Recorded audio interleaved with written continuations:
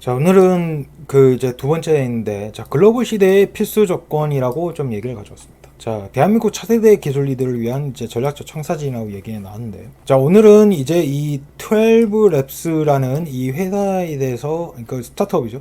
자, 이거에 대해서 한번 조금 얘기를 해볼 거예요. 자, 12랩스 청사진이라고 나왔는데, 근데 이 회사에 대해서 좀 얘기를 해보자면, 비디오 이해의 AI 기술 분야의 선두주자입니다. 그래서 엔비디아 주도로 자 5천만 달러 규모의 시리즈 A 투자를 유치를 했습니다. 그래서 이제 이 대한민국 기술 스타트업의 새로운 패러다임이라고 좀 얘기가 나왔는데, 아마 이 기업에 대해서 좀 모르신 분도 있을 거예요. 이게 아마 최근에 좀 나왔었던 건지라. 근데 여기서 좀 나오는 게 이게 안타까운 건, 대한민국 스타트업 생태계는 성장했으나 자본의 규모, 시장 크기, 인재 밀도 측면에서 구조적인 한계를 보였었다 라는 이 얘기도 한번 좀 할 겁니다. 자, 먼저 얘기를 해보죠. 미국과 한국의 벤처 시장 비교를 한번 해보도록 하겠습니다. 자, 미국 스타트업은 400억 달러를 조달을 했고 엄청나죠. 한국은 이제 뭐 차이가, 이건 어쩔 수가 없죠. 미국 AI 투자액은 한국의 82배, 전 세계 AI 펀딩의 15%를 차지. 미국 1000개 이상의 유니콘 기업, 한국 33개, 인구 100만 명대 유니콘 기업 수. 이스라엘, 싱가포르, 미국에서 한국은 0.4개입니다.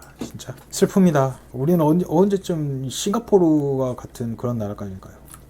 인재 자본이 있죠. 그래서 이게 한 번쯤은 이제 한국을 떠나서 가봐야 한다는 게 이 글로벌 때문에 그렇습니다. 한국은요, 정부 주도의 펀드로 이 영향력이 큰 구조입니다. 그래서 운용사의 자율성이 제한되고 위험 회피적인 투자가 커요. 근데 미국은 그러지 않죠. 미국은 높은 위험도 감내를 하면서 장기적 관점에 인내 자본, 좀 이러한 것들이 있기 때문에 아무래도 이 AI라는 것도 리스크가 엄청 크잖아요. 이제 그거에 대해서 이제 미국 쪽이 그나마 이 도전을 좀 더 받아들이는 입장이라는 거죠. 그래서도 이제 그 대담한 이제 도전 가능한 환경, 좀 장기적인 R&D 프로젝트 지원, 이제 이런 것이 있기 때문에 아무래도 좀 미국 쪽에 이 AI로 많이 좀 스타트업들이 몰리는 거지 않나. 자, 사례 연구를 해보겠습니다. 12라는 이 엔비디아에서 자본으로서 파트너십도 뭐 확보가 된 거겠죠. 그래서 이제 근데 이제 단순하게 이제 이런 투자로만 좀 들어간 게 아니고, 제가 볼 때는 이제 뭐 좀 이제 이런 인재 뭐 이런 것들을 해서 좀 뭐 금액도 크고 아마 좀 이런 걸로 좀 노렸었던 것 같지 않나. 그래서 약간 좀 이 얘기가 좀 들어갔었던 게 좀 그렇습니다. 한반도를 넘어 한국도 좋긴 한데 AI 3대 강국을 해야 도약을 해보겠다는 지금 요게 있는데, 한국의 내수 시장에 대해서 좀 알아야 됩니다. 이 IT라는 건 좀 어쩔 수 없는 것 같아요. 제가 볼 때. 국내 사스 시장이 56억 달러라고 전망하는데, 글로벌 시장에서 이제 국내 기업들이 국내 시장의 50% 이상을 점유를 했습니다. MS, 아마존, 구글 따라올 것도 없죠. 그 다음에 이 기업들이 다 데이터 센터를 아마 지을 겁니다. 한국에서. 보면 딱 무조건 나와요. 투자를 하겠죠. 데이터 센터 짓는다는데 이 기업들이 빠질 리가 없잖아요. 그래서 이런 기업들이 AI 관련해 데이터 센터도 다 지을 테고 투자를 하겠죠. 100%로. 안 할 리가 없습니다.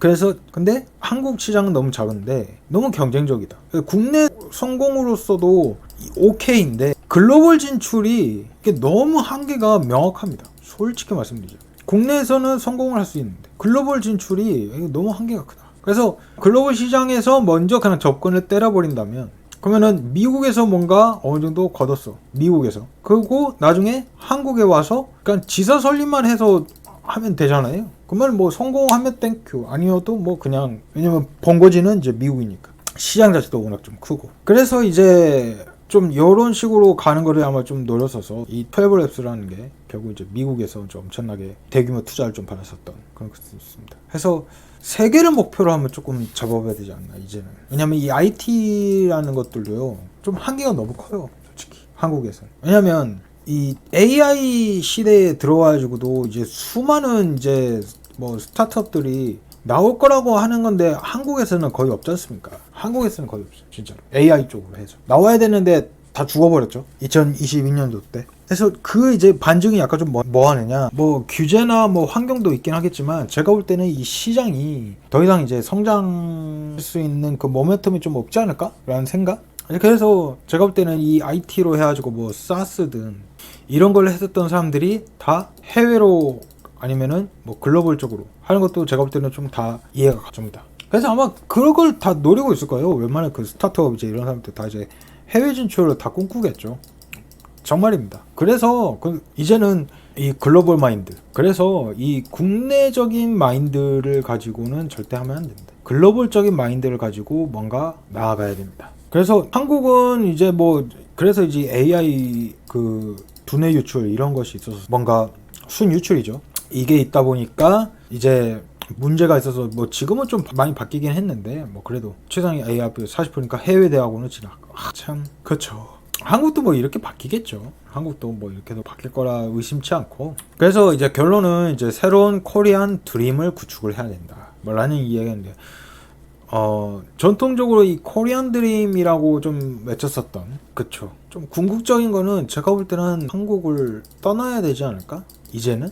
그러니까 떠나라는 말이 아니면 한국에도 있어서 글로벌적인 마인드로 해가지고 뭔가 펼쳐나갈 수 있는. 근데 그런 거라 하더라도 결국은 이 글로벌이라는 이 경쟁에서, 왜냐면 한국이라는 게 그래요. 결국은 이 최태원 회장도 똑같이 얘기하죠. 고부가 가치의 이런 소프트웨어, 그러니까 그러니까 소프트웨어 이러한 이제 고부가 가치 이거에 대해서 이제 앞으로 해야 된다. 이게 결국 이 서비스업부터 시작을 해가지고 기사님들이 이러겠죠. 왜냐면 제조업이 이제 한계예요. 제조업이 돈을 못 벌어.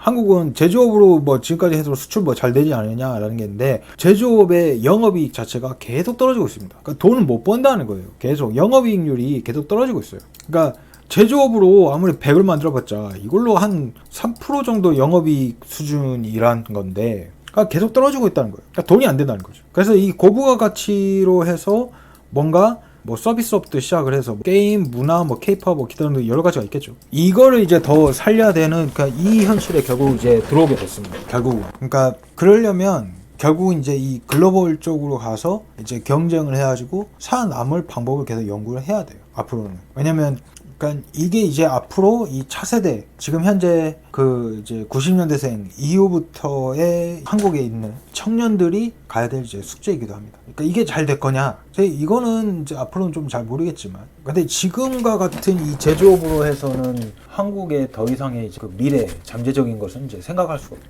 근데 우리는 무조건 이제 이 소프트웨어로 무조건 승부를 봐야 됩니다. 그게 아니고서는 솔직히 답이 없다.